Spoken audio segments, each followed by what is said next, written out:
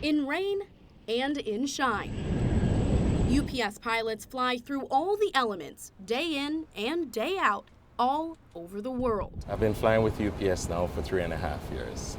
Among them, Captain Handel Wellington. I mean, I get excited when I show up to go to work because I'm like, okay, where am I going to go today? Whose love of the skies started when he was young. My passion for aviation began as a child back home in Jamaica, where my mom asked me what I wanted to be when I grew up. So I told her I wanted to be a pilot. When the idea didn't fly with his mom, Wellington settled for civil engineering at a college in Washington State. Found out they had an aviation program. I called my dad and told him I had good news and I had bad news. I told him, well, the good news is I'm going to become a pilot. The bad news is I'll need you to tell mom.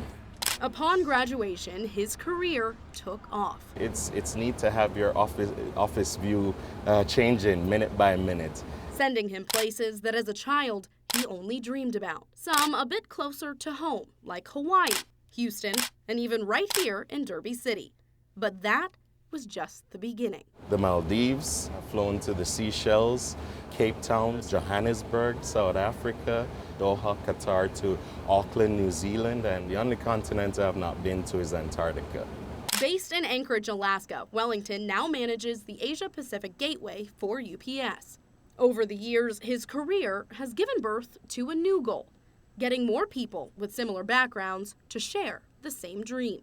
UPS employs roughly 3,400 pilots. Of them, only 15% are minorities. That includes females and pilots of color like Captain Wellington. To change those numbers, Wellington says it's about starting the recruiting process early on. I believe that we can increase our mentorship and going to the schools. He also says many people don't know about the other benefits outside of travel. While I've been here in the past 3.5 years, I've even been able to obtain 2 law degrees. The second one was for good measure.